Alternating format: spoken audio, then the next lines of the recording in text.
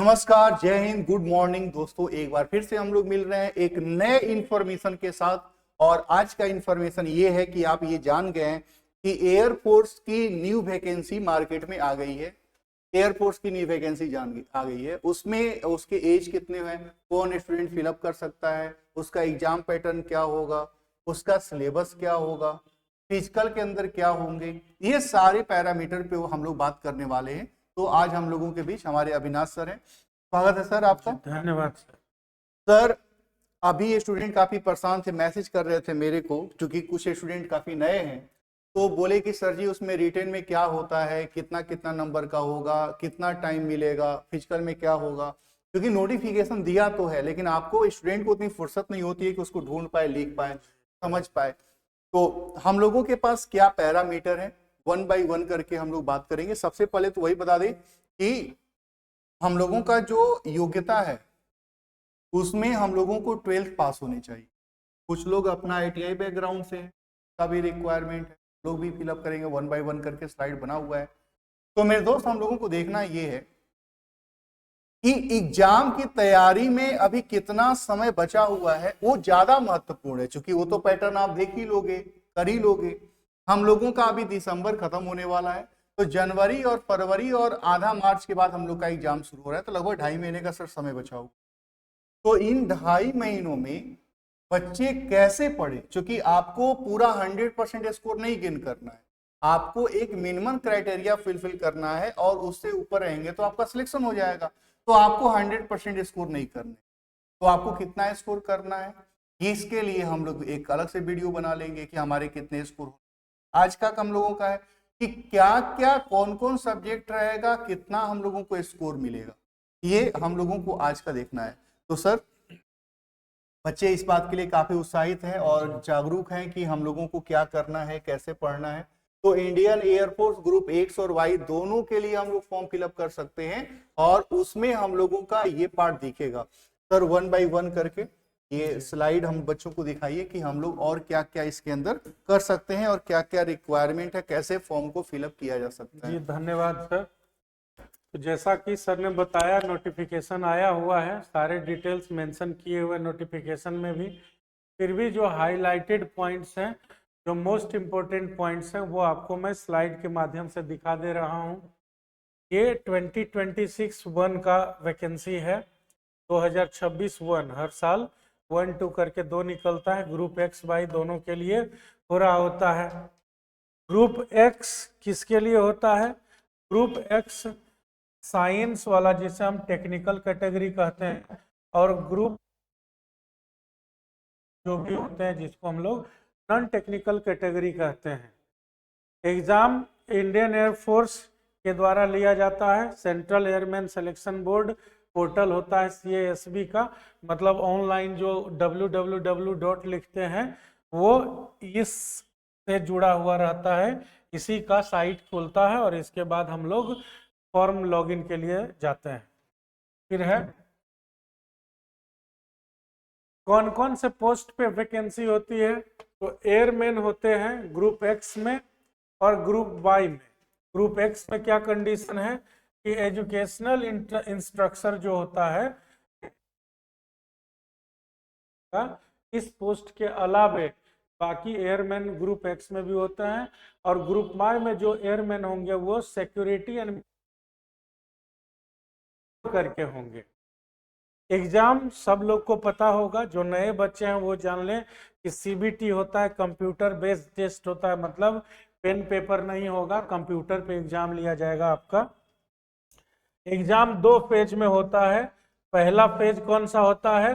पहला फेज है आपका कंप्यूटर बेस्ड टेस्ट, जिसको रिटेन टेस्ट बोलते हैं। ये पहला फेज हो गया। फिर दूसरा फेज में होता है वो आपका GD फिजिकल वाला फेज आता है। इससे पहले आपको बता दें, एप्लीकेशन फी आप देख सकते हो स्क्रीन पे लिखा हुआ है, 250 रुपीज है। और एलिजिबिलिटी क्राइटेरिया, कौन कौन इस फॉर्म को भर सकते हैं, इस फॉर्म को भरने के लिए कौन कौन एलिजिबल है, तो उनके लिए यहाँ मेंशन किया हुआ है। एक्स ग्रुप के लिए आपको 12वीं पास होना चाहिए, यहाँ पे लिखा हुआ है। सब्जेक्ट्स कौन कौन से होने चाहिए आपके? फिजिक्स होने चाहिए, मैथमेटिक्स होने चाहिए और इंग्लिश। ये तीनों कंपलसरी सब्जेक्ट होना चाहिए आपका 12वीं क्लास में, और 12वीं पास अगर आप हैं तब आप ग्रुप एक्स के लिए क्वालिफाई करेंगे, जो टेक्निकल कैटेगरी अभी मैंने पहले आपको बताया। और आपका कम से कम कितना नंबर होना चाहिए इंटरमीडिएट में? 50% मार्क्स होना चाहिए, और इंग्लिश में भी 50% होना चाहिए। इंटर का जो एग्जाम, +2 का जो एग्जाम आप पास किए हैं, उसमें 50% नंबर आपको कम से कम प्राप्त हुआ हो, जिसमें इंग्लिश में भी 50% हो, और 3 सब्जेक्ट जरूरी हो, फिजिक्स, मैथमेटिक्स और इंग्लिश। ग्रुप वाई के लिए 10+2 पास होने चाहिए, या 10+2 के इक्विवेलेंट। ये नॉन टेक्निकल कैटेगरी है, 12वां के आसपास अगर कोई डिप्लोमा ITI से भी आ रहा है तो इसको भर सकता है। वाई होता है नॉन टेक्निकल कैटेगरी, एक्स होता है टेक्निकल कैटेगरी। अब है सिलेक्शन प्रोसेसेस। इसमें हमने अभी आपको बताया 2 फेज में होता है। पहला फेज क्या होता है? रिटन टेस्ट, या इसको CBT कंप्यूटर बेस्ड टेस्ट कहते हैं।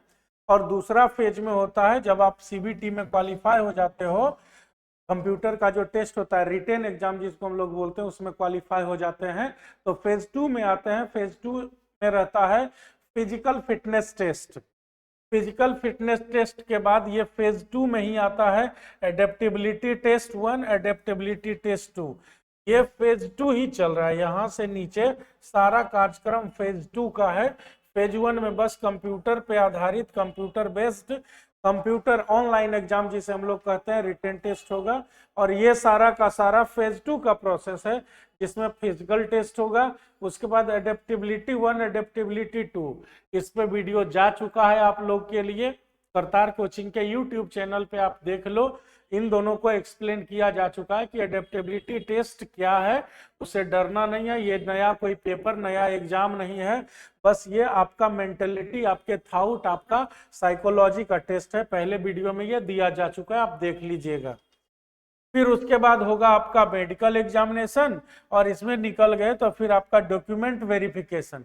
फेज 2 में इतना प्रोसेस, इतना स्टेप होता है, जिसमें ये दोनों प्रोसेस जो है इस बार से इंट्रोड्यूस किया गया है। ठीक है। अब नेक्स्ट में आता है कि मेडिकल में क्या क्या होना चाहिए आपके पास। तो एयरफोर्स का जो नोटिफिकेशन में लिखा हुआ रहेगा कि हाइट इतनी होनी चाहिए, छाती इतनी होनी चाहिए, वजन इतनी होनी चाहिए, XYZ इन जगहों पे किसी तरह का चोट फोट, टूट फाट, खरोच मरोच कुछ नहीं होना चाहिए। वो सारा आप देख लेंगे, वो उसके हिसाब से होता है। इसके बाद है फिजिकल फिटनेस का रिक्वायरमेंट क्या होता है। तो आप देख सकते हो फीमेल कैंडिडेट्स के लिए कितना होना चाहिए। तो फीमेल कैंडिडेट्स को 1600 मीटर यानी कि मिनट्स में कंप्लीट करने होते हैं। ध्यान रखिएगा, ये जो 8 मिनट में बता रहा हूं ये है फीमेल के लिए, ये है फीमेल कैंडिडेट्स के लिए 1.6 किलोमीटर की दूरी 8 मिनट में पूरा करना होता है। और जो मेल कैंडिडेट्स होते हैं उनको 1 मिनट कम समय मिलता है, इतनी ही दूरी के लिए उन्हें 7 मिनट में पूरा करना होता है। तो जो मेल हैं वो 1600 मीटर यानी कि 1.6 किलोमीटर की दूरी 7 मिनट में तय करेंगे, और जो फीमेल है उनको मेल से 1 मिनट ज्यादा यानी कि 8 मिनट का समय मिलता है। ये जो पुशअप्स लिखा हुआ है ये सिर्फ मेल के लिए होता है, ओनली मेल कैंडिडेट्स के लिए ये होता है। फीमेल को पुशअप्स करने की जरूरत नहीं होती है, उनका टेस्ट पुशअप का नहीं लिया जाता है। 10 पुशअप का टेस्ट आपको लिया जाता है, और बाकी सीटअप्स और स्क्वाट्स दोनों के लिए बराबर होते हैं। ठीक है ना, ये समझ गए आप। नेक्स्ट स्लाइड में चलते हैं। आप एग्जाम का पैटर्न देख लो, क्या पैटर्न होता है एग्जाम का। तो आपके पास एक्स ग्रुप में अगर आप जा रहे हो, टेक्निकल कैटेगरी में जा रहे हो, जिसमें मैथ्स रहना चाहिए, फिजिक्स रहना चाहिए, इंग्लिश रहना चाहिए, तो मैथ्स में से 25 क्वेश्चंस रहेंगे। सॉरी, फिजिक्स है इधर 25, कोई बात नहीं, मैथ्स में भी 25 ही रहते हैं, और इंग्लिश में 20 क्वेश्चंस होगा। कुल मिला के 70 क्वेश्चंस के ऊपर आपका टेस्ट लिया जाएगा, जिसके लिए आपको 1 घंटे यानी कि 60 मिनट्स का टाइम दिया जाता है। फिजिक्स 25, मैथ्स 25 और इंग्लिश 20, 3 ही सब्जेक्ट्स होंगे। ग्रुप एक्स के लिए, टेक्निकल कैटेगरी के लिए 1 घंटे यानी कि 60 मिनट्स में इसको करना होता है। और वाई के लिए जब आते हैं तो उसमें दो ही पेपर्स आपके पास होते हैं। पहला इंग्लिश का होता है जो 20 क्वेश्चंस का होता है, और ये रागा है, इसमें हो गया रीजनिंग और फिर जनरल एप्टीट्यूड होता है। ठीक है, तो रीजनिंग और जनरल एप्टीट्यूड को मिला करके 30 सवाल दिया जाता है। ये group Y non technical category के लिए टोटल 50 सवाल होता है और टाइम इसमें 45 मिनट्स होता है। ध्यान रखिएगा, एक्स में 60 मिनट्स का टाइम रहता है, इसमें 45 मिनट्स का। एक्स में कुल मिला के 3 पेपर रहता है, फिजिक्स, मैथ्स, इंग्लिश। 25-25 20 क्वेश्चन का 70 क्वेश्चंस को 60 मिनट्स में कवर करना होता है, जबकि वाई में 50 क्वेश्चंस को 45 मिनट्स में कवर करना होता है। ठीक है, फिर अगर आप बोथ के लिए जा रहे हैं, मतलब x प्लस वाई दोनों के लिए आप जा रहे हैं, जो कि ऑप्शन अवेलेबल होता है, आप चाहें तो सिर्फ x के लिए भर सकते हैं, या चाहे तो सिर्फ y के लिए भर सकते हैं, या तो बोथ के लिए भर सकते हैं। तो अगर आप बोथ वाले में रहिएगा तो आपको जो पेपर मिलेगा उसमें 25 फिजिक्स रहेगा, 25 मैथमेटिक्स रहेगा, 20 इंग्लिश रहेगा, और रागा वाला जो था रीजनिंग और जनरल एप्टीट्यूड का 30 वो इसमें जुट जाएगा। तो कुल मिला के 100 क्वेश्चंस आपको अटेम्प्ट लेने होंगे, और समय जो मिलेगा आपको 85 मिनट्स मिलेगा। 1 घंटा और 25 मिनट्स मिलेगा, 85 मिनट्स। ठीक है ना। तो आई होप कि जो इंपॉर्टेंट पॉइंट्स हैं वो मैंने आपको एक्सप्लेन कर दिया। अगर फिर भी कुछ क्वेरी बच गई तो आप जानते हो कहाँ आना है, करतार कोचिंग सेंटर, मखनिया कुआं। इसके YouTube चैनल पे और भी ज्यादा वीडियोस दिया हुआ है इस बारे में, आप उन सबको भी देख सकते हो। नहीं तो पर्सनल काउंसलिंग के लिए यहाँ के हेल्प डेस्क पे आ सकते हो। तब तक के लिए ऑल द बेस्ट।